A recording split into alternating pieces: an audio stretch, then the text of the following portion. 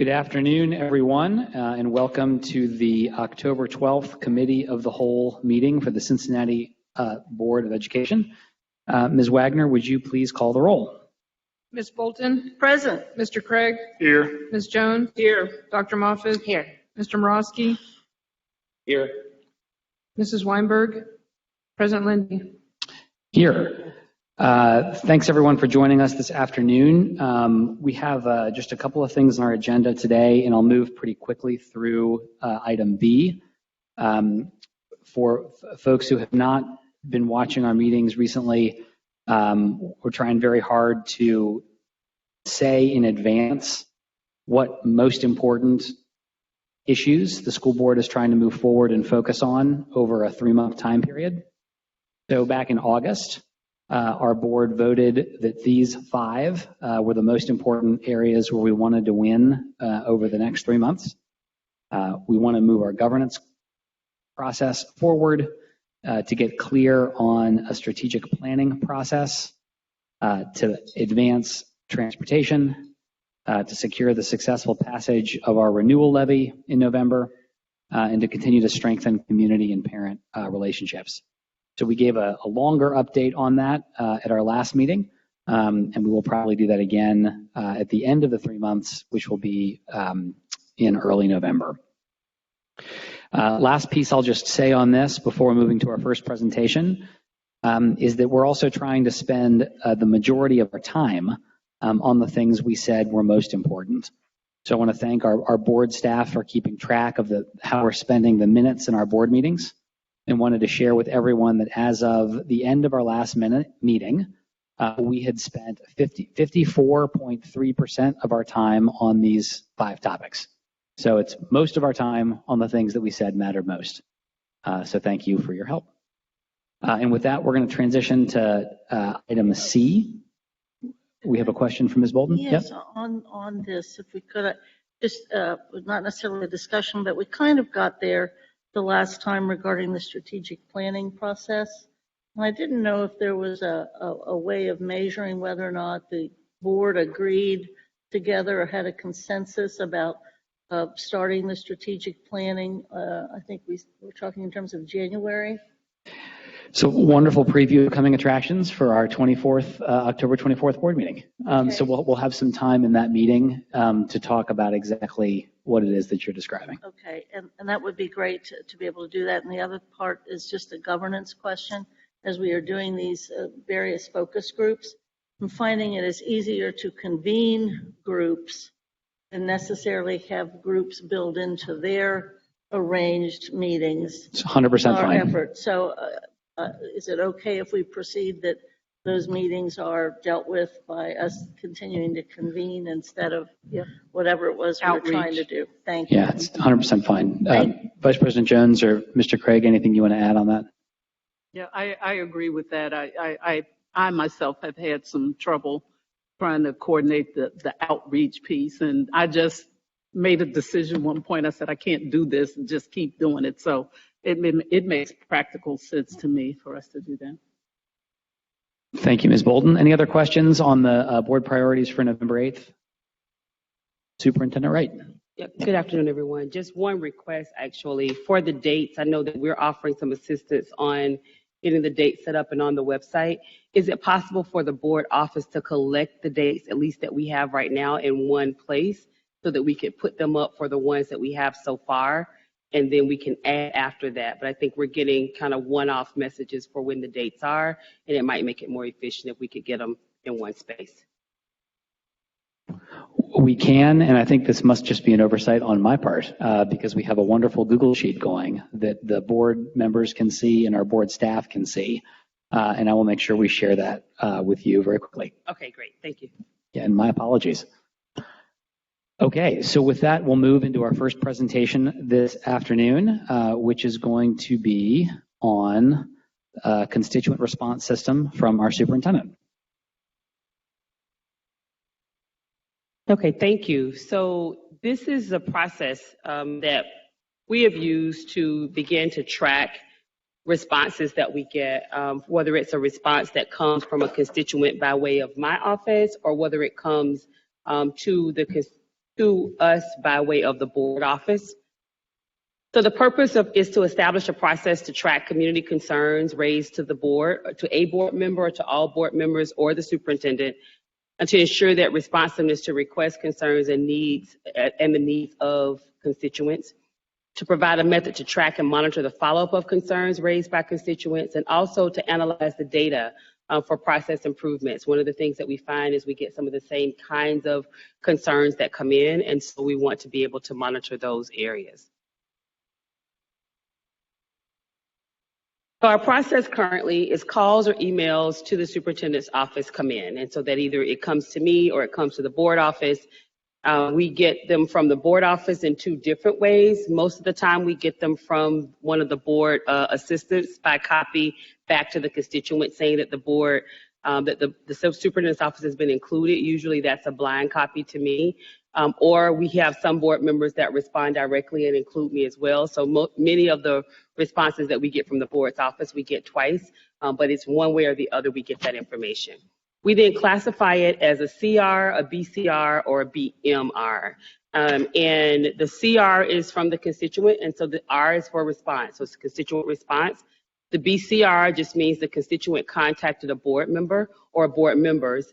And then the BMR is a board member request. That's for our own tracking. That's whether or not it goes along with an assignment. Our process at this point is what we do is we take the message, we enter it into a master spreadsheet, we assign it to the appropriate ELT member for them to do, to review it, to do research, to do follow-up. What we don't do is just canned customer service responses. So essentially what that means, we don't do responses that just say, we received your response, thank you for sending the response. We do some level of follow-up with it. And then after that's done, either the ELT member or a designee will make contact with the constituent and then they consult with me. So they send me the response that they've received. If it answers the questions, then we look to send it forward. If it does not answer the question, then I send it back for the question to be answered. And then after that, an email response is provided to me, provided from me to the constituent, and board members are copied if it's a BCR. So if it came from a board member, then a board member or board members would be copied. This is the process that we put in place early on to try to be responsive to the concerns that we were receiving, and then we started getting concerns from a lot of different places. Really, it heightened during transportation. So this is the process that we would like to continue moving forward. It allows us to monitor where we are. We do expect that if 5 working days does give us enough time to get involved, to get feedback, to contact the parents. Sometimes meetings are involved with the parents or whoever the constituent is, and then to do a follow-up from there.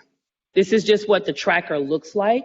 Currently, it's being tracked as an Excel document. We do have a process improvement for that, but right now we keep it in our Excel document. So we did pull out our transportation concerns because we know most of the concerns that we have received to this point have been around transportation. And in some instances, we were receiving 8 to 10, if not more, of those a day. So we pulled those out, anything after the 18th in terms of transportation. So currently, since May 2nd, we have 52 entries, and it's involving our CPS schools. And if it's a double asterisk, that just means that there were more than one entry for the same school. We have some that are for our non-pubs, and then we broke them down right now in terms of related to facilities, transportation, and then enrollment, because those were the top areas that we were tracking for what we saw as we started getting concerns. This breakdown gives a school. The constituent responses that we've gotten so far represents 22 schools. The only schools that are listed here are schools that had more than one. And so there were several schools that had one. These schools had more than one, and we just broke down here what the schools that had more than one of the responses to come in or requests to come in. The top categories in terms of those that were in the multiple entries are the ones that we put here. And so we see that we're in a few different places, but it does allow us to do a level of analysis as well. And as we track these through the year, talk to our teams, do follow up, it gives us more information. So art funding, athletics, bullying or threats, enrollment, a fight, anything else related to safety. We did separate those three on purpose just so that we could give more information. Teacher, and then the transportation was before the 18th.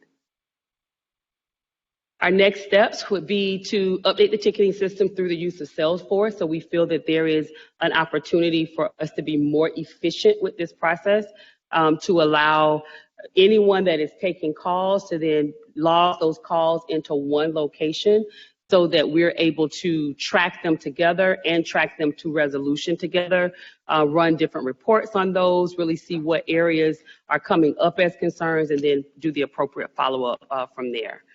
Continued tracking of constituent concerns called into the office and the board office, a review of both our opportunities and our gaps. So as we're getting the concerns, what are the concerns coming in about? You know, having done this work for a long time, there are some schools that you work with and you never get a concern about anything, and there are some schools that you get concerns all the time. And sometimes that goes along with the size of the school. It can go along with the type of program of the school. So really not just making an assumption that there's an automatic issue because of the concern that's raised, but really using that to do some additional analysis. And monitor and continuous improvement of processes at the district and school level based on what we're finding through that analysis process. So we can go back to the beginning. So that's where I'll stop for that part. Open for any questions, comments, concerns, or updates. Thank you very much, Superintendent. Do board members have questions for Superintendent Wright?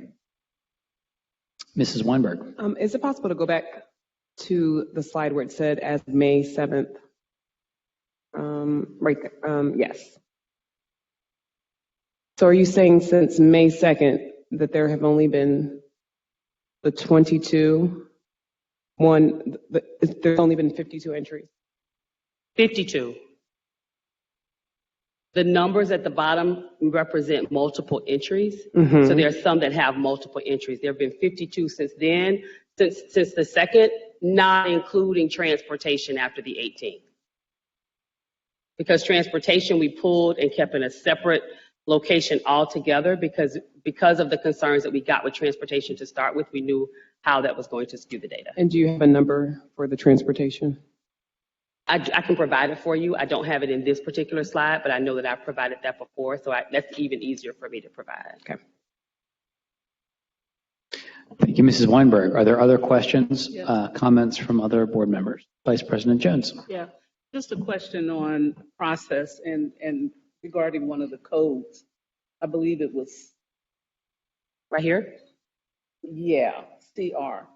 So just in terms of the process, and I just want to be clear that if a concern comes in that has board member names on it, as well as your name, superintendent, and it is an issue relating to sort of the operational component, that you are going to respond to that, and that is not necessarily something that board members need to respond to.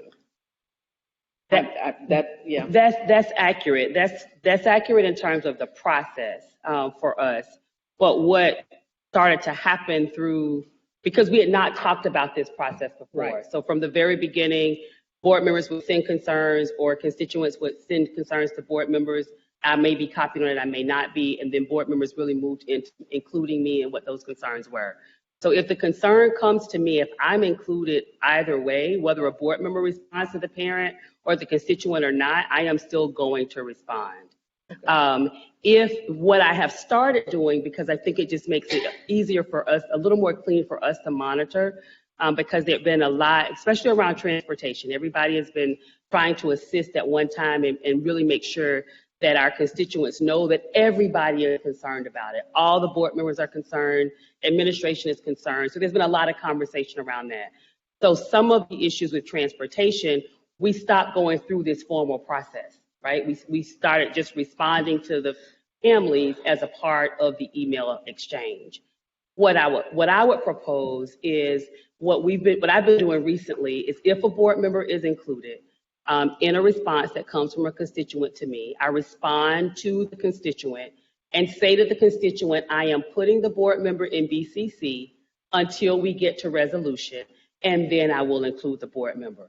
because that allows us to go through the process, get any questions back and forth. Sometimes parents are beginning, they ask me questions after that, or they ask something for clarification. So it just allows us to go through the operational side of that before we move back and include the board member. And that seems to work, that seems to have worked well, because I think from, and the board members can tell me, but I think from the board perspective, you want to know that if you send me a response that I've responded to it, not necessarily that you've been involved in making the sausage, so to speak. And so I want to make sure that I give that follow-up, but that the constituent also knows that you included the board member, whether the board member sent it to me or you copied me with the board member in it. So when I give you the final response on it, I'll make sure that the board member or board members are included as well, and their assistants. Yeah, and I asked that question, thank you, you answered my more direct question, but I think it's also important that because we are sort of the point of reference or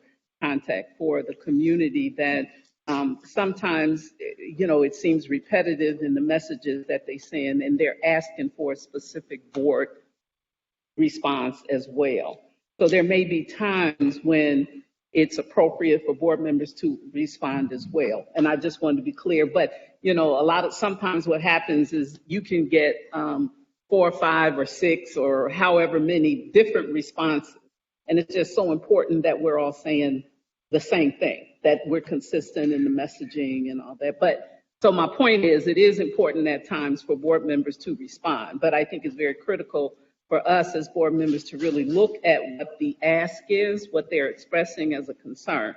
If there's a direct request for us to respond to them, we should respond. If it's an operational piece that you're dealing, then I can understand where that process would go into place, what you're describing. And so thank you. What I have seen from board members, and I think at some point all board members have sent some kind of question or response to me. And even if, from what I'm observing, even if a board member is responding to the constituent, they respond to the constituent with the follow-up that they're informing the superintendent, so the superintendent can get involved or make sure.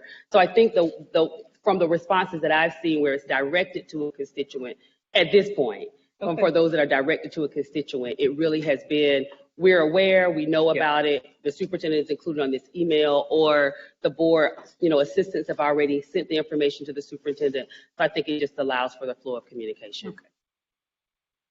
Thank you, Vice President Jones. Other board members have questions? Ms. Bolton. Thank you for this, and I appreciate the effort to try to do something about this.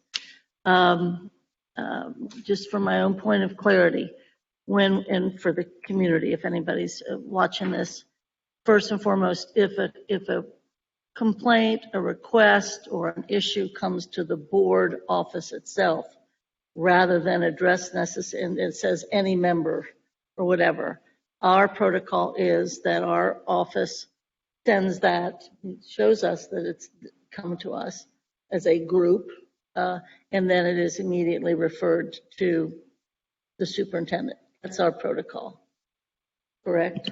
Ms. Bolton, I think as I've read the bylaws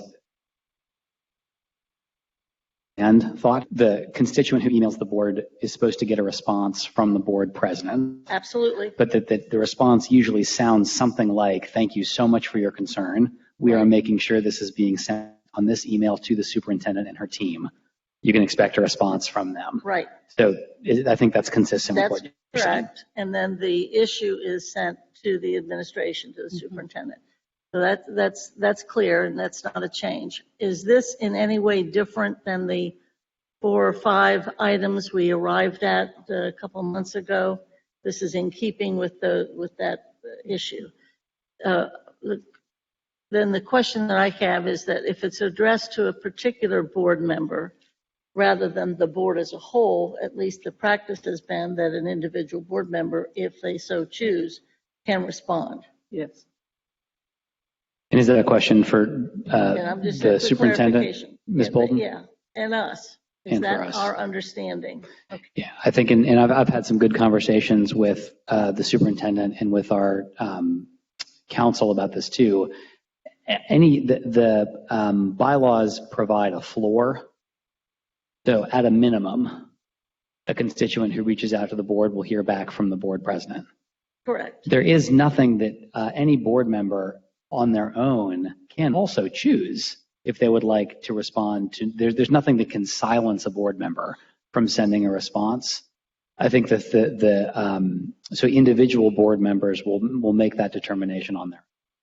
I think either way though, when it comes to what is the next step that should happen from the constituent who's reached out, that flows through the superintendent, and that's 100% in line with the piece we passed over the summer. So that's good, and I wouldn't necessarily encourage, unless it's a particular thing that a particular board member has been involved with or whatever, necessarily we all decide to respond to something.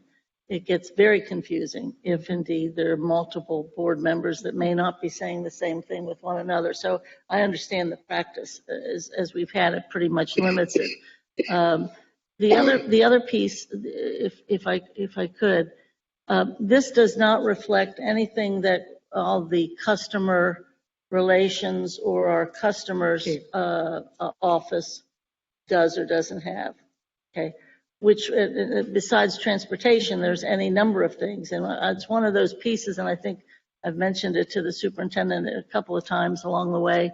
It's one of those pieces of data, very similar to discipline data, that we seldom as a board been able to get to see where the issues coming to our customer service office show. So I think that would be great to kind of have that running tally. And then as long as this doesn't deviate from basically what we've done, is just a way of making it as efficient as possible. I would just suggest to our brilliant PR folks, I hate the word tracker, and I would rather have citizen rather than constituent, because it does I think of them as constituents, but generally I think our families and whatever think of themselves as citizens rather than our constituents as a political body. But that's just me.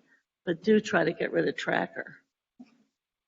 Thank you, Ms. Bolton. Other board members who There's have other words. comments or questions? Dr. Moffett? So I think I do agree with what Board Member Bolton shared. When I receive an email, and I just want to say this, when I receive an email from someone that took the time to send me an email, I think it is responsive to respond back. So I'm going to do that. I'm going to redo that. And that's what we're agreeing to. Yes, and that is exactly what we're agreeing to. It's in line. I'm not trying to get into the operation of it, but I usually am the person that responds to the citizen and includes the superintendent. So I think that, I've asked the superintendent to please not blind carbon copy me, because for a variety of reasons, I don't mind the email thread. I don't get involved in that, but for me, it's about awareness.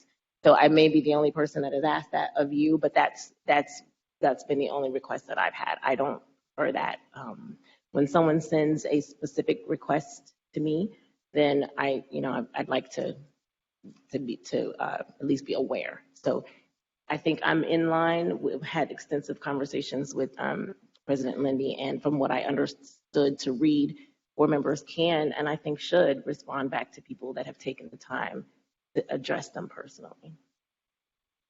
Thank you, Dr. Moffett.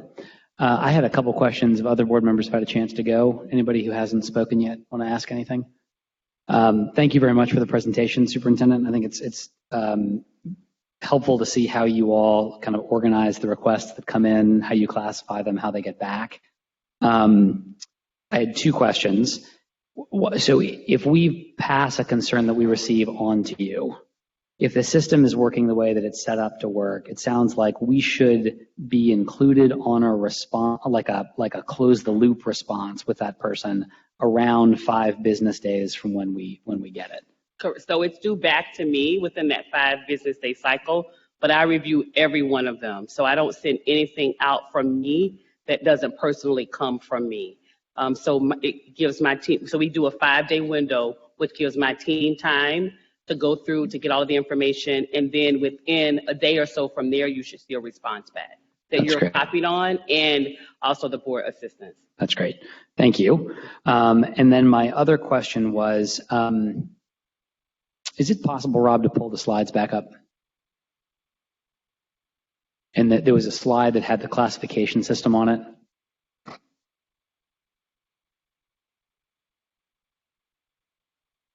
That's great. So I think one of the words that has been important for us to kind of pin down and create some common definition around is this word assignment. And so I just wanted to check with that in the last line there. If an assignment would be a majority of board members have agreed to it in a public meeting. So is this that, or is this like one board member has requested something of the administration? No, this is going back to the definition of assignment that has been provided to me, which is what you just shared. Great. This just becomes a way for us to track it. So if anyone was looking at the Excel and you see a BMR on there, that means that it was actually a request, but it's an assignment that came through an approved meeting. That's great. And to Member Bolton's point, I think there certainly are times when there's no vote because everybody is at consensus this is important. And so I think that's another example of what could be an assignment.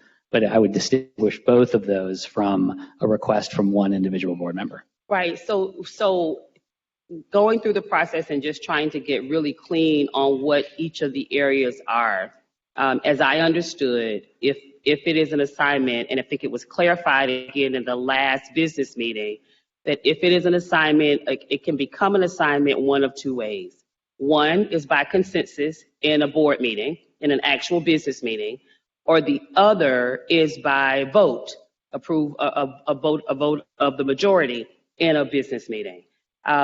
Prior to that, I think that there was some ambiguity to what that was. So we've been using this system for a minute to try to make sure that we keep up with everything. So it's still there. But now, if it's coming in as an assignment, we're also making sure that we track it, not just from the minutes from the assignment, but that we track it during the board meeting as well. That's great. Thank you. Any last questions or comments for the superintendent on this topic? Otherwise, we'll keep going. No, go ahead. Ms. Bolton? Just one more. So the BMR is really not a board member assignment. It really is a request to do something. It's actually an assignment. So the BMR that's why it's in parentheses assignment. It is an approved assignment that has been given to me by the board. Okay, but most of those as well, you're right, that we do individually in our group make an assignment or suggest an assignment, or a committee it does. So I see where it's allowed to still be a singular one. Let me ask then, when we communicate with the public as elected officials and we send the correspondence, it's not necessarily, or is it necessary, or are we talking about having to copy you when we are corresponding with a constituent as we? I wouldn't think so. I think that this is just about the way that I'm using the process. This has just been about concerns that have come, concerns or questions that have come to the board or to my office from citizens, where they're calling in or they're sending an email. They have a question, they have a concern, they have a problem, and the board office generally sends that to me, or board members will send it to me and the board office is copied. So this is the way just for us to monitor that. And this is really all that it's talking about. It's not any other interactions. It's just the things that come to us. And I have gotten some things that are written as well. So I do capture the written ones as well that have been sent in the mail, but it's just any information that comes to us that a citizen is asking for a response on. And when we request as an individual board member, which doesn't require a vote or anything, for information, we are still following the same protocol we've been, which is where everybody's copied. Thank you. Thank you, Ms. Bolton. Last comment from Vice President Jones. And actually, I think maybe a closing comment. I think it was helpful to have this conversation on this forum and publicly, specifically. I do think that there are greater implications for at least addressing, I believe we're going to work on that sometime in the beginning of the year on our board protocols to address any ambiguity and inconsistencies that we have found, or how we interpret as the board what those bylaws are.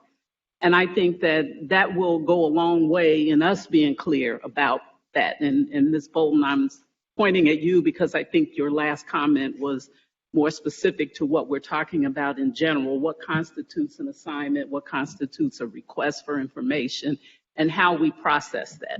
So I really appreciate having the opportunity to talk about it here so that our public knows how we're approaching this. And we spend a lot of time on it, and it seems unimportant, but it really is important. It really is important. So again, I look forward to us really addressing it through our review of our protocols when that time comes. Thank you very much. So we'll move now to the next presentation, which is going to be on advanced placement and College Credit Plus.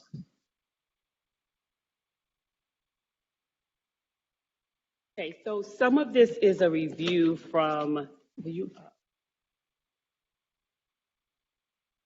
some of this is a review from the last meeting that we had where we discussed the topic, and I think that Board Member Jones was out during that meeting, and so we did want to raise it again and just have an opportunity to spend a little more time in case there were questions. I think that was a part of a regular board meeting, and so this will give us an opportunity to dig just a little bit more into the information. It is not updated. It's the same slides that we saw before, but there were some questions about some specific schools, and I do want to talk a little bit about recommendations for next steps. So this is the same exact presentation. We're going to keep going, Rob, down to the AP and College Credit Plus.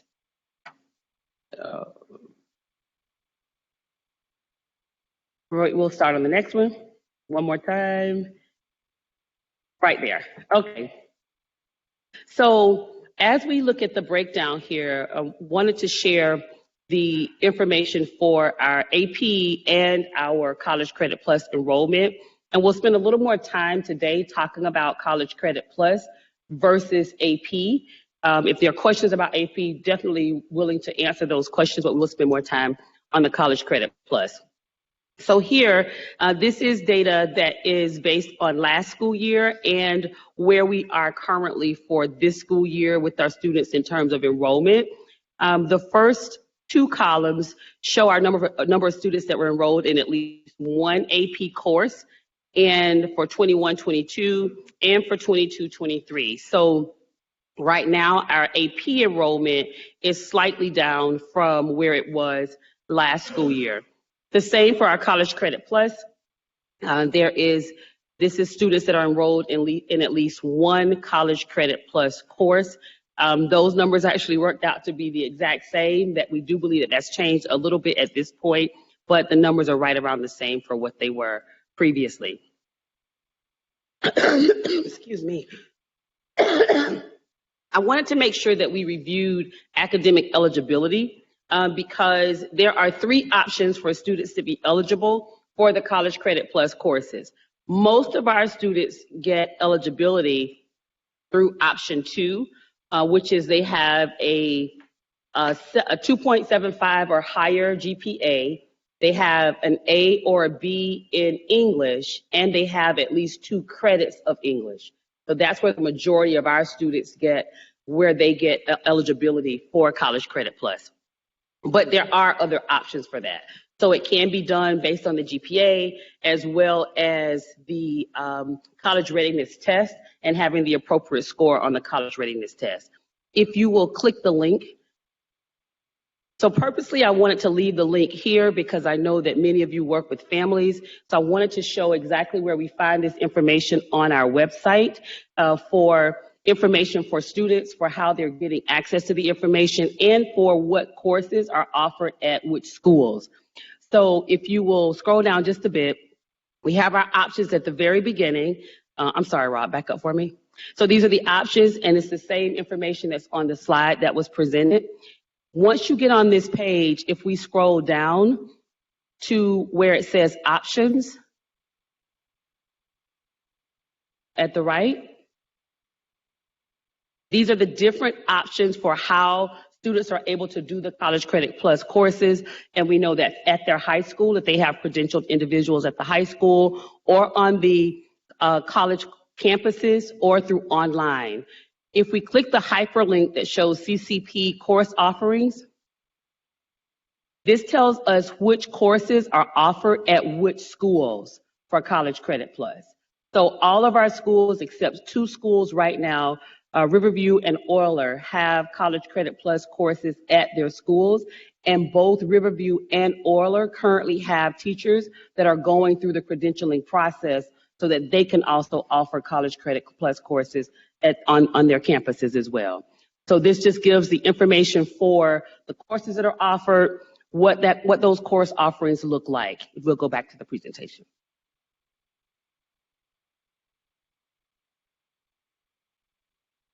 One back, please. Okay. So actually it's 2, so we put 3 there, but there are 2 that don't have them. And of those 2 schools, the teachers are actually going through the College Credit Plus certification right now. Currently, we have almost 1,400 enrolled students eligible for the CCP programs. So that's across the board. That's the numbers that we have currently. So AP scores, there's often conversation about AP versus the dual enrollment or College Credit Plus courses. And this just gives a breakdown of our percentages, the number of exams across schools, and the percentages of 3, 4, or 5. In most schools, most colleges or universities, a 3 is considered passing on an AP exam, and it does count for students toward their college transcript. Some institutions have changed that, and they've gone to a 4 or 5, specifically in the areas of English. You see more of the AP English 1 or the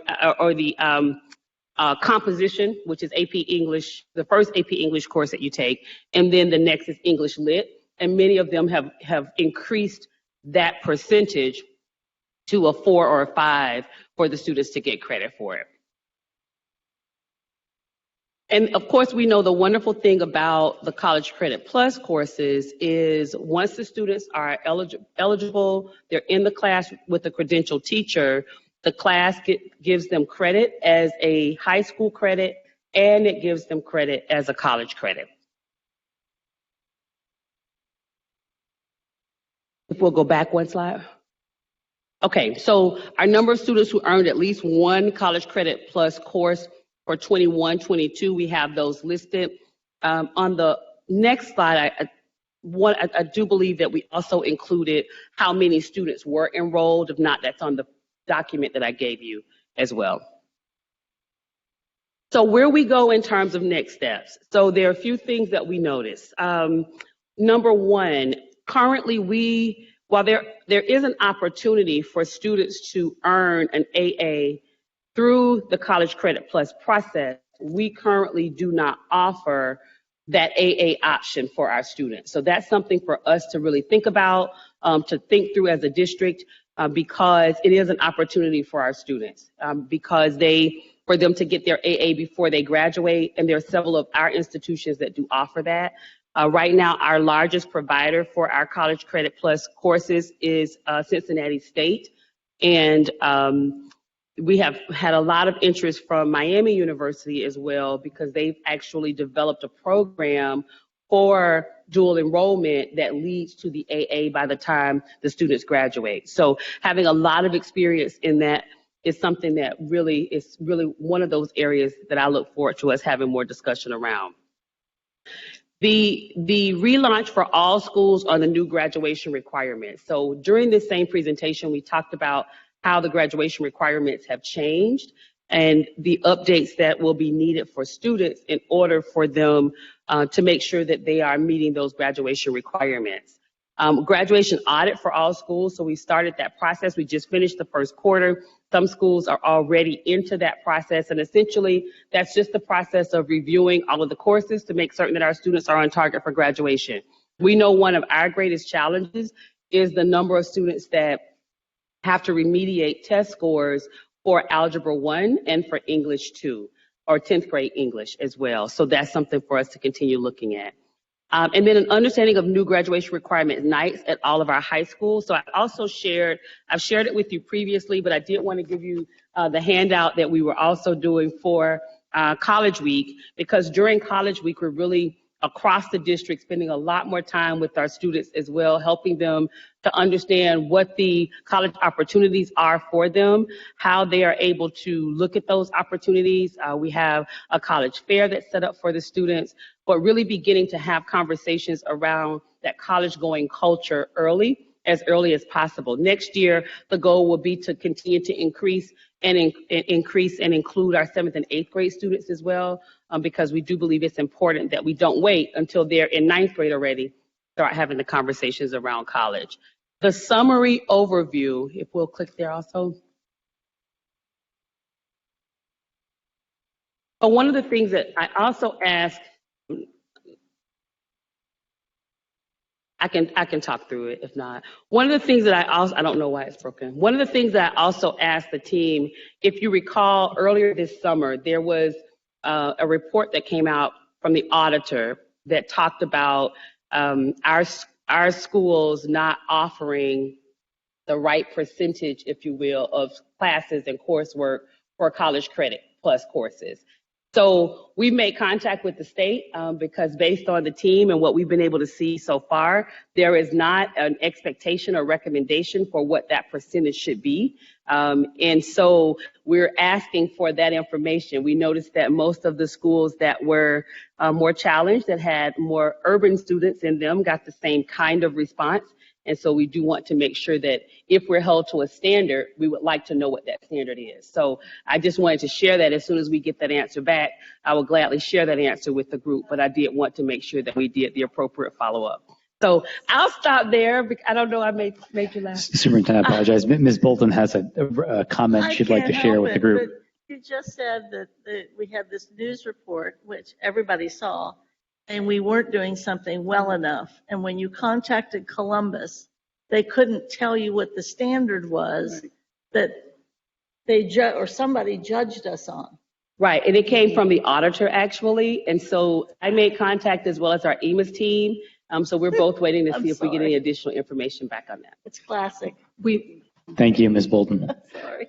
Vice President Chance. We need to formulate a marketing strategy for how we present that to the community who doesn't understand that. I mean, seriously. Absolutely. I mean, oftentimes when we're confronted with that question around our report card, it's that black and white for the community. We got a D and an F or an F, right? But trying to formulate, well, how do we approach this when we're out and about in the community talking to the people in our community about how that report card comes to be, and that, the greater fault is the lack of standard on the state's part. So enough said, but yeah. Thank you, Vice President Jones. Dr. Moffat, and then we'll go back to the superintendent. I'd like to know the data around, thank you for the presentation, this is very helpful. The data around the number of African-American students, Hispanic students, or, we can do it BIPOC, minority, students that are aware of the offering and then enrolled and then completed. Because I think that there was an article that I'm speaking of when I asked for this to be on there, it was, I believe the Enquirer did an article that we're not enrolling, we don't have a high percentage of minority students that are utilizing this benefit. And so my question goes to, in comparison to their counterparts, so my question goes to how many are aware, how many actually are enrolled, and then of that number, how many are completed? And for me, I'm differentiating awareness because some students, and this has been my experience, having a son that took CCP classes, some students were eligible, but were not made aware that they could have this offering. And I know that we don't like to talk about that, but that is the case, that we do have students who are eligible or could do a CCP course and that they actually were not aware. So I would like a plan for making students aware that that these are offered at their schools.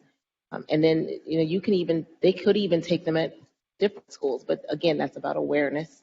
And then how many are accepted into and actually complete those courses.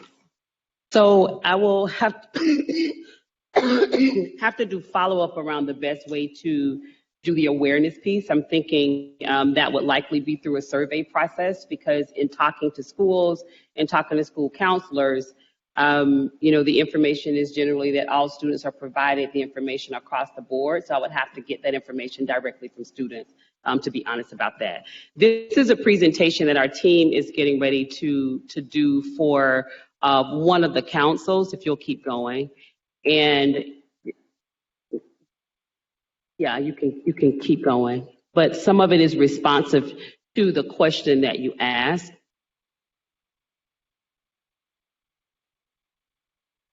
Okay, so in this particular slide, this slide shows us what we're currently offering in terms of the breakdown, and we only have this broken down by African American students that was pulled out from this one. So we would have to go back and cross-reference the other ethnicities. But 26 dual enrollment courses in our school buildings, students participating in dual enrollment from Cincinnati Public Schools, and this was prior to intervention, which was 1920. And at that point, there were 61%, 43% of our students were ID'd as Black or African American, and our district as a whole was 61% at that point. So that was it for 1920. For our dual enrollment students that were identified as male at birth, there were 33% of them, and 54% of them in our district were male at that time. And then economically disadvantaged, there were 44% that were identified that were a part of the dual enrollment process. And for the district, it was 82% overall. And then the team did some work in terms of intervention, in terms of follow-up, in terms of having additional conversation. There was not a lot of increase, but there was some increase. So if we go back to the first slide, Rob. So the 43% that were Black and African American went to 47%. And then the dual enrollment for our male students, go back one slide for me, was 33%. And then that went to 36%. So still more work to do there. And then for our economically disadvantaged, we were at 44% and then went to 52%. So with the interventions of the team really being focused around the area, doing a college plan for each of the schools, that was the improvement. We do expect to see that continue to increase. And currently we have more students enrolled as of right now today. We have more students enrolled in our College Credit Plus program than we did last year at this time, but we would have to break down what those numbers are. If you could just, by ethnicity and gender, that would be great. African American, I mean, you did male, but like how many of those males are African American? Is that? This is African, how many of the males are African American? Yes, okay. Like how many African American males, of the 36% of males, how many of them are African American males? So I'm wondering, are we getting our minority students aware of the opportunity? So is the information for just the male students the one you want broken down, since we had the African American students there? Just how many of them are Black males?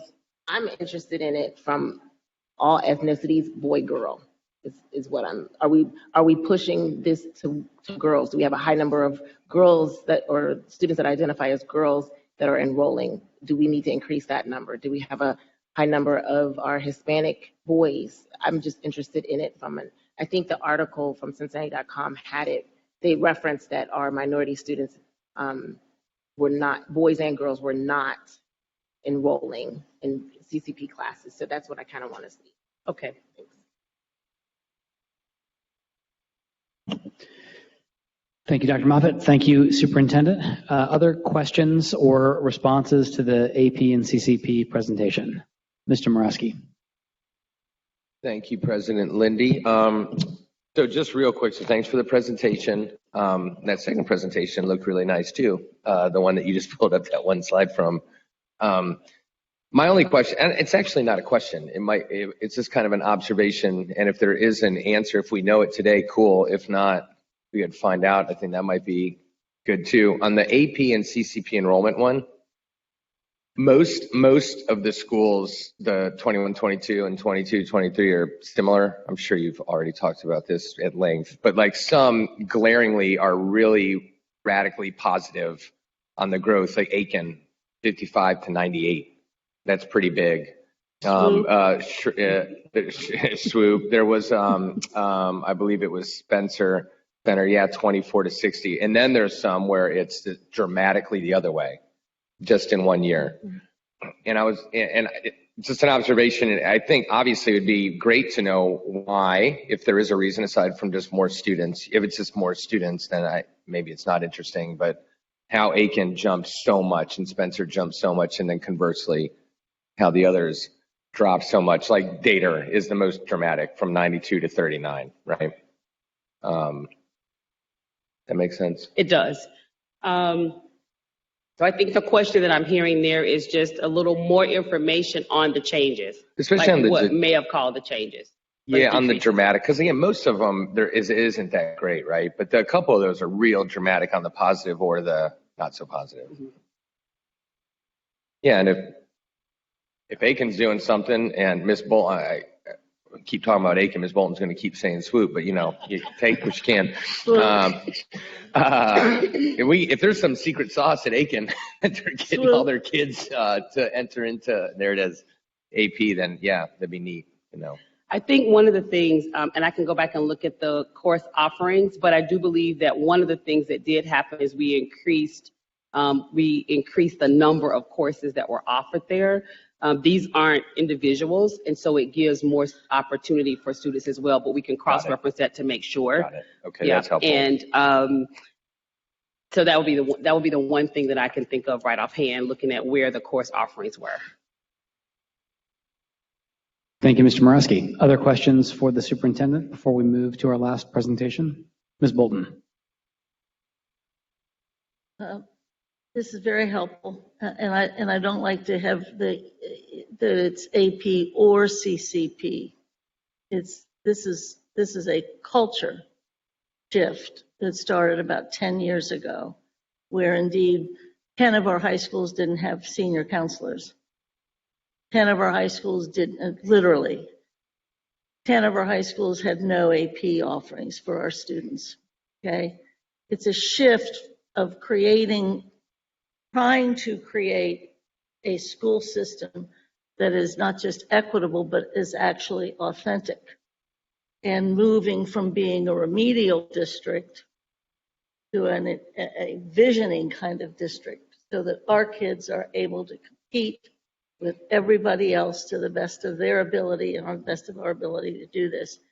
So I am a huge believer in AP, a huge believer in CCP, and both are very costly, very frankly. And IB is more costly, and I believe in IB. I believe all our high schools need to be accredited high schools. That's actually more important than the report card, if we are able to tell the taxpayers these high schools are accredited in this state. And I think that the AP thing, the numbers, the grades, as a former AP teacher, I won't make any more comment about that, but as many as you see in Walnut, there should be more APs, higher numbers of APs at Walnut. What's going on there?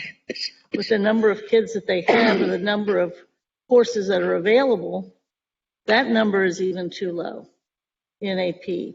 And for CCP, I think it's great because the very nature of our student population needs to be able to even have a chance in entering college to have already hours assembled and paid for, so that they're not entering with 0 credits, because it's just so overwhelming financially and work-wise and all the other kinds of things. So if anything, I'd like to see both of these things, like it sounds like you're trying to expand both, but also I want to see the teaching staff and the counseling staff and whomever else is responsible for helping the kids get someplace. I want to see them make a commitment to both of these programs. So I think one thing that I will add this time that I did share in the last time we did the presentation is I do definitely applaud the district's upward movement in this area. I knew about the 10 schools that didn't have counselors several years ago.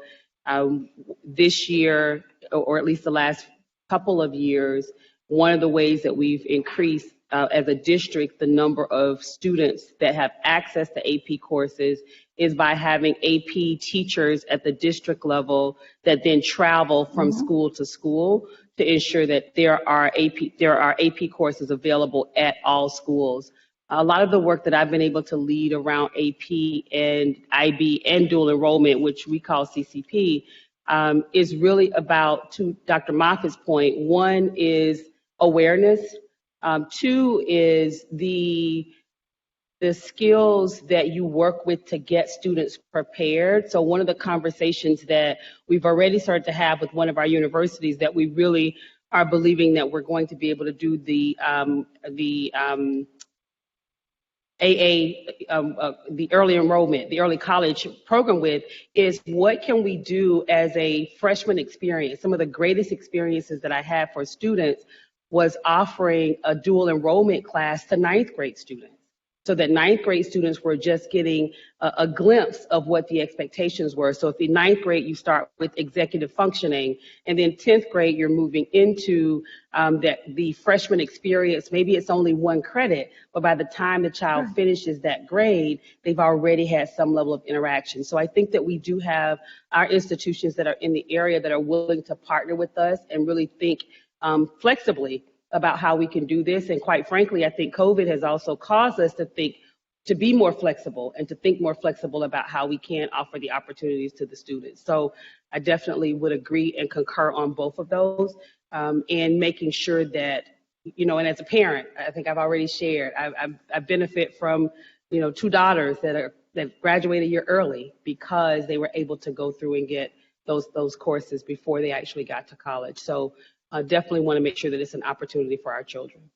The last piece on that is there are also some very specific strategies that can be used around the improvement in the overall scores and thinking about even AP scores. And so as we begin to look at data and really dig into data, you do have to go deeper than just the fact that it's a larger percent or there's a greater percent here. You have to really, really get in to look at what's being offered, who's passing the courses, how close were the students. One of the things that I've requested has been the AP potential, which really gives information about how students are testing to prepare for courses that we may not even be offering yet for students as a part of the AP. So that's an area that we're really excited about, and hopefully we'll be able to move forward. Thank you, Superintendent Jones. Superintendent Wright. Congratulations, Ms. You got a promotion. I Karen. don't want that job. You got it. If there are no other comments, I think we'll keep us moving so we have some time for our executive session. Is there I have one a about last the comment? cohort to the piece about how we were able to expand the AP, because basically we'll call them traveling teachers now, but also with virtual capability, we could create more virtual cohorts among them between our schools that I think would be useful too. So I applaud any effort in this. And also, please, 4th, 5th, and 6th grade is where children get ready to do this. And that's where we need to be spending so much more time academically. Thank you, Ms. Bolton. So with that, we'll move to the third item under presentations discussion, which is for any additional questions from board members on other topics. Mrs. Weinberg. Is there anyone else that wants to go first? You have the floor. It's yours. Alrighty. I have a couple of questions regarding, for the past week, we have been, I know myself, I'm pretty sure other board members have received complaints about volunteer badges and the costs to receive the volunteer badges. And I just wanted to have a brief discussion and kind of hear what other board members have to say in terms of, as you're looking at the costs that we're charging for the badges, in terms of for some of the parents that have kids that attend Title I schools, we're just wanting to make sure that we're being equitable. And I know at some point last year during the school year, we offered 2 things. I'm not quite sure if we're still doing it. I wanted to have clarification for our community to be able to be aware. We were in need of subs last year, so the district did cover the background checks for subs, and we were in need of parent volunteers, and the district did cover the orange badges, which I think was a $5 reimbursement for parents to sign up to volunteer. My two questions: one, is that still active? Two, if it's not active, what can we do to make sure that our families that are in need are being given that opportunity? Thank you, Ms. Weinberg. I might give the superintendent a chance to respond first, and then That's fine, and then open it up to other people. Superintendent Wright. Right. So thank you, Board Member Weinberg. So this is a question that's come up previously, and I think it's really just a matter of determining financially what monies we're going to put toward this. I understand from Board Member Weinberg that it was presented last year in January 2022, as a way to get as many people as possible into the school buildings. What we found is doing the research between the FACE team, the Family Community Engagement team, and with the Treasurer's Office, is there were not reimbursements that were received. So I don't know if that means that people didn't go in and use the reimbursements and go in to get the money back, or if it actually didn't increase the numbers of those that actually were volunteering. I'm not sure of the answer. So I think it's just a matter of us making a determination. So far, we have moved forward with the $5 portion. That's what's been presented at this point. In doing that for the local background check, and using that as a $5 rebate off of the $55 for the backgrounds for those that are going to be with students individually, but we've not waived the entire $55 fee. So if that is the will of the board, then we would have to discuss where, in terms of funding, because right now we have no context for how many. We know that we're really doing a push around Be Present, but we have no context for how many people would actually come in and take advantage of that, and if we're looking for other guidelines for what that might be. And then Superintendent Wright, my other question was, do we still have in place what we were doing for the subs? Is that still in place, or was that just for last year? That was for last year. Ms. Weinberg, can I ask one thing we could ask for? We don't have to, obviously, but is something about if we wanted to do something like either reimburse part of or all of the $55 volunteer fee, if we were to make some conservative but reasonable assumptions about how many people would ask for that, how much would it run us? And if we were going to pay for it, what would we have to say no to? Like, what would we have to take it from? We could ask for the administration to put something like that together. We also don't have to.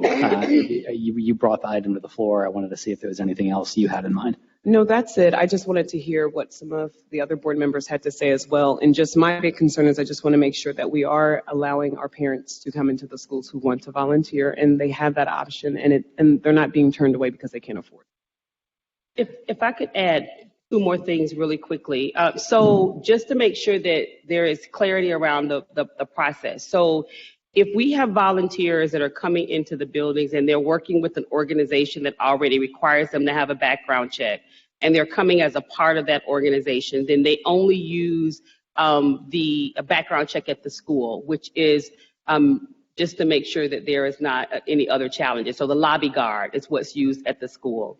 The next tier, which would be most of our families, would be those that are coming in to volunteer, but they have line of sight with the district employee. So that means that they're not alone with students.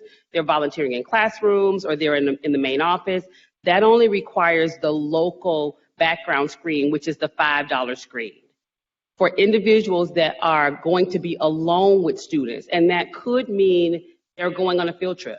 It could mean they're going to be a chaperone on a field trip, and they have a group that's a group by themselves, then that would be the $55 fee. Now, it does not mean that has to be the case, right? So some of the emails that I've received have been from parents that are asking questions about field trips. They want to make sure that they get their badges so that they're able to go on field trips.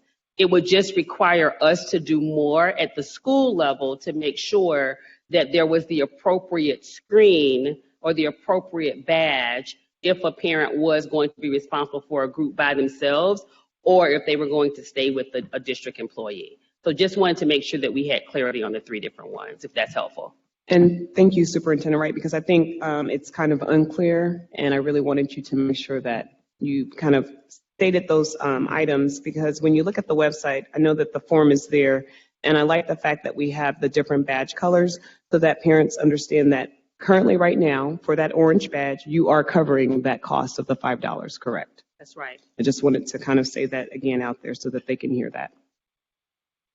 And that feels sufficient on your end? Anything else you want That to is ask for about? my end on my part, but I just wanted to kind of ask, the other question was for the parents who aren't able to do that. Let's say they wanted to do an overnight field trip or go on to, I think it is the chaperone portion where you need the state check, BCI, and the federal FBI.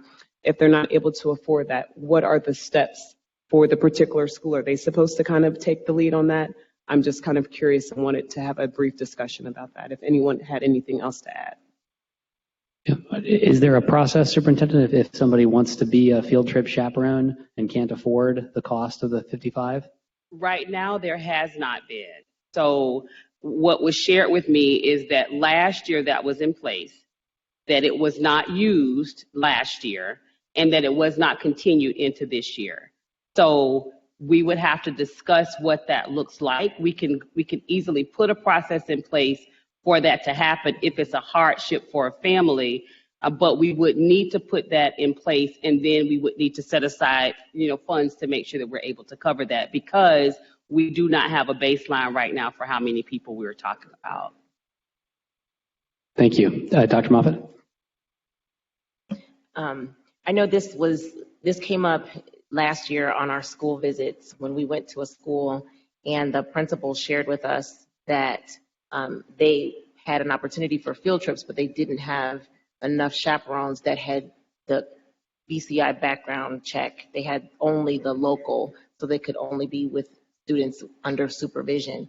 And so we did have a conversation with the previous administration, and what was stated last year was if the principal were to refer the parent to HR, like to send an email or something of that nature, then it would be covered because it was coming directly from school administration.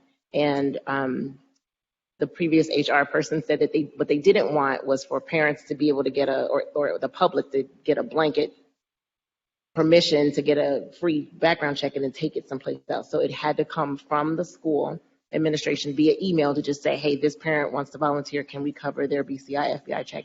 And when we followed up from our visit, that actually had been done by a few principals. So I don't know exactly what tracking that was, but it was actually done, because when we did the follow up, they shared that the parents could now be on field trips that weren't previously allowed to do that. So I think we've gotten an email, and I think everyone on the board may have gotten the latest email around some of our coaches not getting a lot of money because we don't have a lot, but then incurring that extra fee, and other people that want to volunteer incurring the extra $50 and asking, is there a way that could be offset a little bit, because it's an economic hardship, and they referenced the equity policy. So I do think it's worth kind of discussing a little bit further. But I do know last year what was in place was that it had to come from administration directly to HR as an email for that particular person, and then it was granted. So it was used. So, Ms. Wagner? The part that wasn't used, well, nobody came to us and said, here's my receipt, give me a reimbursement. The waivers, Or the 50? either one, Neither nobody, one of them. no, but we never tapped into that petty cash box. What I think is happening is we're paying for the background checks, but we're not getting the fee from the individual. I just don't know whose budget that's hitting, so I'm looking into it. Yeah, other comments or questions on this? I'm Ms. glad Bolden? it's been raised, because I think, as we've even seen in policy where we're talking about PTAs and PTOs, I think whatever kind of grand effort or plan that you can make to make our schools be much more open and responsive and sustaining a relationship with our families is terribly important, both from governance and also for our kids to achieve. So I appreciate this being raised, and there's bigger things and smaller things that we can do, but I think that is a major push. I think from this board, and knowing you, it's a major push for you. So whatever we can do, that should be a big priority. So I Superintendent? have one question as we go back. I would like to go back and do some research and present a possible proposal. But I do want to ask the board just collectively if this is something that we're looking to waive for all parents across the board, or would we be looking to waive, and I heard Dr. Moffitt reference coaches, or would we be looking, I heard the question about subs, would we be looking to waive for parents, for coaches, for subs, or for other employees, parents when they're getting hired? I mean, we have a lot of different people that have to pay this as a part of the background check.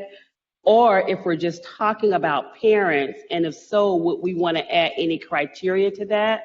Or just say, no, if it's a parent, we want to cover all parents. So let's do this. I think I want to make sure we get the answer to the superintendent's question.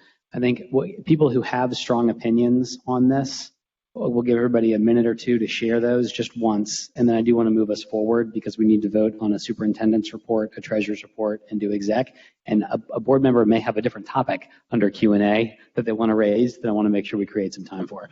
So let's start with Mrs. Weinberg. We'll just go down. If you have a strong opinion, please share it, and then we'll keep moving. If I could just pick a magic number, I wish that we had all of this great amounts of money. I would say everyone, but unfortunately we do not. So my thing is really about the parents who can't afford it. That would be my number one choice. Dr. Moffitt brought up the issue of coaches, and I have heard from a lot of coaches who don't get paid a lot through this district, and they submit so much time. I feel like that should be something that should be taken into consideration as well. Thank you, Mrs. Weinberg. Mr. Morosky, do you have a strong opinion? Yeah, I was going to ask, I say what the superintendent just asked, because I'm with Member Weinberg, and I'm with you, President Lindy, regarding, let's figure out what this looks like. Where can we find the money? All the things that you said. Ms. Bolton, as she referenced, in policy, we've been talking about this for months. There are many things that need to happen to encourage parents to come into our schools. This may be part of it. I think it probably is, but I think there are maybe even more substantial things Right. around like trust and comfort and things that are existential, so to speak. This could be part of it, I think. But then I do wonder, I was going to bring that up. Like, are there no exceptions? Would it be everybody? And then I understand we probably do have some income information, obviously, on our parents, but how invasive is that process? And is it just somebody asks and then they get it? I just don't. I think it's a good idea to talk about. I'm glad the $5 thing is gone. I think that's down, but those are my opinions. Thank you, Mr. Morosky. Mr. Craig? Yeah, I mean, I think, one of the struggles we're going to have with this is really just figuring out what that magic number of people is, though. So, I mean, regardless what we decide as to who we would want waived or what costs we want covered or anything to that effect, what does that mean? Because I think on some ways, in some levels, some of this also is about when do people get asked to be a volunteer in the school? When do people choose to go and do that process as well? Because some folks that I know of, that's really where their struggle was. It's not so much the cost, but I was asked on Monday to be a chaperone on a field trip on Wednesday. And can I get a background check in time to be a chaperone on a field trip? And I think more important to me would be about whatever process we have, making sure that we are communicating with the individual schools as well to start that process so much sooner so that we can even evaluate whether or not what meets those standards, what process they need to take, what all that will encompass. Thank you, Mr. Craig. Ms. Bolton? Remembering some years ago the importance of having the full background check, as you mentioned, when they are actually with students.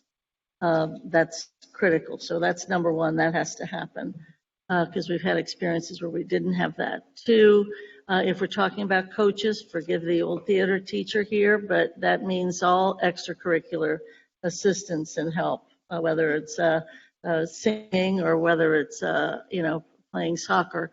The other piece is if we don't limit it, if we do limit it, my top priority is what we're now calling, I think, based upon member Moffitt and Chairman Morosky, I think we're talking caregivers, meaning the people that actually have the primary responsibility for taking care of their kid or their grandkid or their whoever. So if we have to limit it, that would just be my top priority. And then it's all extracurriculars if it's athletics.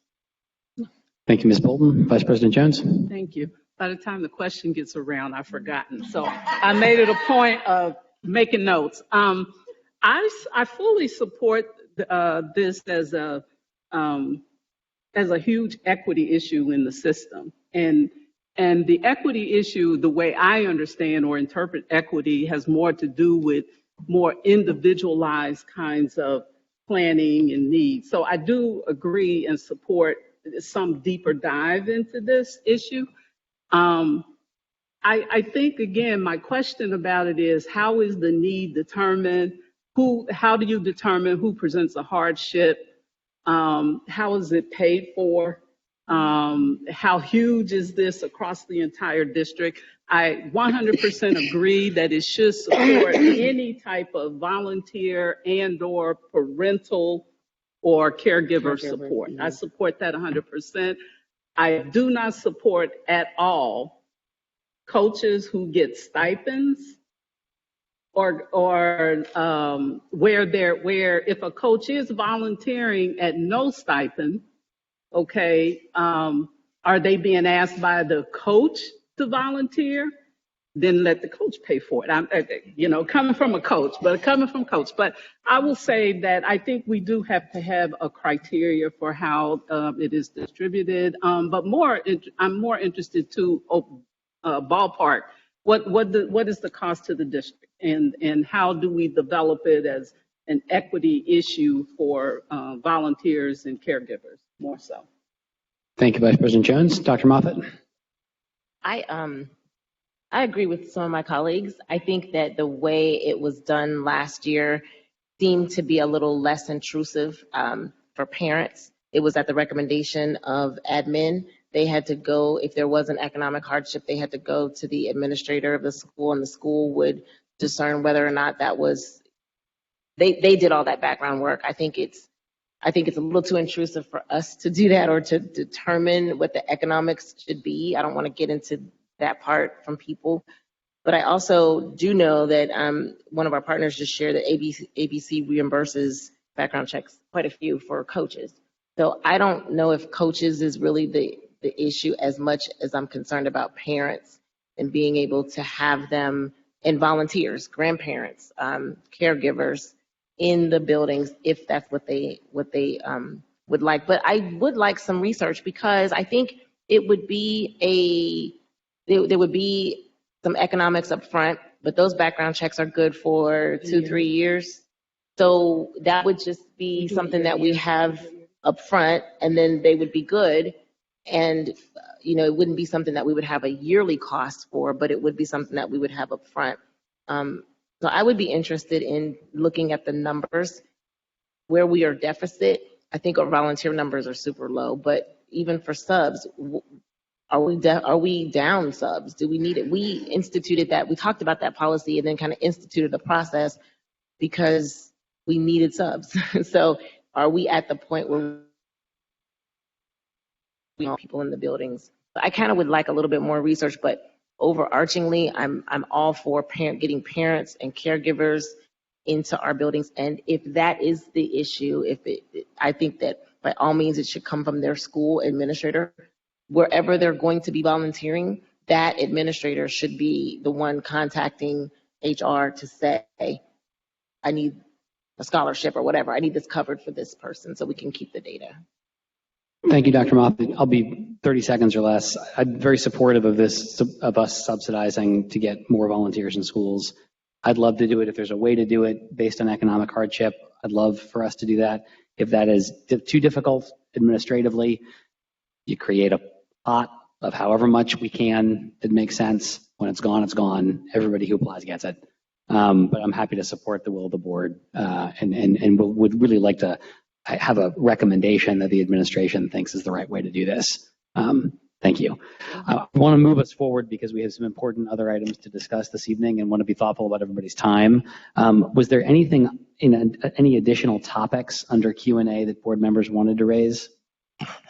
Mrs. Weinberg? I just wanted to, I didn't hear the last part of what you said to her. Did you say that you were recommending or wanted to receive a recommendation back from the superintendent regarding this? I didn't hear. So that's what I think I heard the superintendent say earlier, was that she would come back to us, having heard everybody, and put a proposal out. Is that different That's from what fine. you I was thought? going to ask when. Oh, that's a good question. When? When do you think? Yeah, I would say give us a little bit of time to pull the data to see where the data is. I would hope by at least our first board meeting in November, we'd be able to have a response by then. Thank you very much. So we have the section for any additional Q&A from board members. Is there any other topic that people wanted to raise or ask about tonight? Okay. So hearing none, we'll move on to item D, which is the recommendations of the superintendent.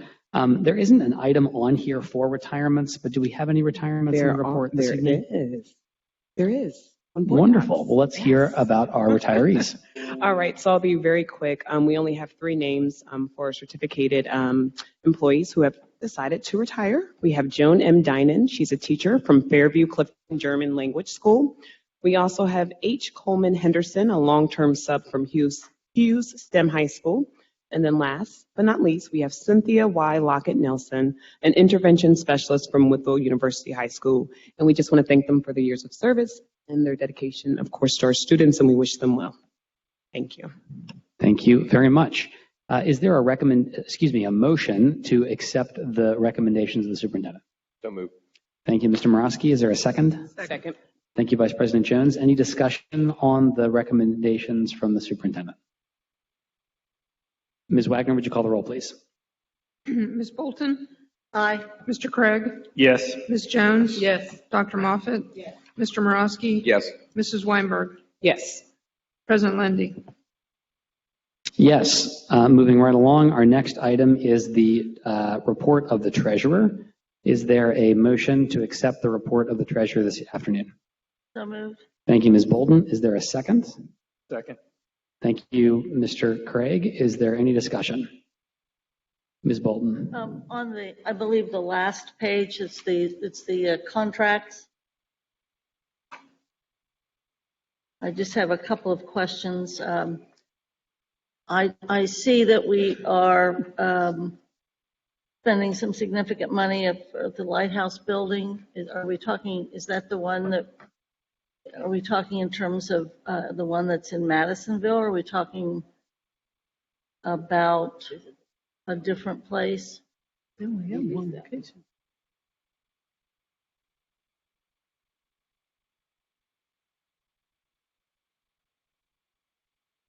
Where are you? Which line item are you looking at? The attached, I think it's in the very last page, and it's the top row. removal and replacement of existing windows for the lighthouse. That right, would be the current lighthouse building, and it's to further the renovation of after we purchased it. And right, and we're talking about the one that is in Madisonville. Okay. And then if I could ask just I think one more question about the contract. There's a reference about halfway down where we're talking in terms of Walnut Hills. There's a few of them for Walnut Hills for obvious reasons. The cafeteria and the dome and the tennis court piece. And there's I think the largest description, the services for classroom and dining room addition. I'm aware that we kind of settled in on the dining room one, but what about this classroom addition? Because the last I understood, we were not making that addition. That's just that we've lifted that description. Yeah. We can verify we did not include classrooms in the addition. We did find that going through the process, There was about $1 million that had already been spent at Walnut that we would have to address because of the plans that had already been drawn up. That's where much of the monies came from, but we did not move forward with anything with classrooms. So based on what this was based on what was put into the system. So we'll go back and cross-reference to make sure That that's would be correct. great. So, because the money, everything's more expensive because That's times correct. have significantly changed. Right. But we were hoping that there would be additional money or other money, some of that rededicated to some of our other needs. We did not Okay. move forward with classrooms. Okay, thank you. Any other discussion on the treasurer's report? Mrs. Weinberg. I just had a question in reference to what Board Member Bolton asked. I thought I was aware that we did agree on the addition of the classrooms and the addition of the cafeteria. I think there was a presentation done by the treasurer. I'm not exactly sure. I can find it for you all, but I thought that we did vote and it was approved. So I just wanted to add that in. Superintendent or Treasurer Wagner? Go ahead. There was original estimates for 3 projects, Walnut Hills, Pleasant Ridge, and Hyde Park. Mhm. And they were outlined over a 3-year budget, ESSER budget, so using federal funding for it. All the estimates came back much higher than the original budgets because of construction delays and increased pricing. So there was a revision to that project that the superintendent referred to. And so the contracts were never approved at the full rate. The project was never approved at the higher rate level. Just the dome and then the architect's design work was. In the cafeteria. Cafeteria. And the cafeteria, In the yes. cafeteria. And I was saying that I know that in a particular board meeting, you mentioned those revisions, and I think that we all had agreed on that. I know it was probably a couple months ago. So I can find it for you, Eve. So the recommendation that we provided was for the cafeteria, but it was not for the increase of the 18 classrooms that they were asking for as well. It was the cafeteria space. So the dome project had already started. That was already in process. And the cafeteria space was the space that we actually approved as a part of one of my first meetings. And we did not approve the 18 classrooms. Any other questions, Mrs. Weinberg? Okay, Ms. Wagner, would you call the roll, please? Bolton, Aye. Mr. Craig, Yes. Ms. Jones, Yes. Dr. Moffitt, Mr. Morosky, Yes. Mrs. Weinberg, Yes. President Lindy. Yes, thank you very much. So we will, in a moment here, I'll ask for a motion to recess into executive session to consider employment of a public employee or official. I just wanted to say before we did so, I think this is our last public meeting before the end of Hispanic Heritage Month. And I just wanted to thank the administration for all the work they've done across the district on Hispanic Heritage Month and mention how much we appreciate the diversity of the student body, teaching body, and family body of the district. And so with that, is there a motion to recess into executive session? Thank you, Mr. Morosky. Is there a second? Second. Thank you, Vice President Jones. Ms. Wagner, would you call any discussion? Ms. Wagner, would you call the roll, please? Ms. Bolton, Aye. Mr. Craig, Yes. Ms. Jones. Yes. Dr. Moffitt, Mr. Morosky, Yes. Mrs. Weinberg, Yes. President Lindy. Yes, thank you.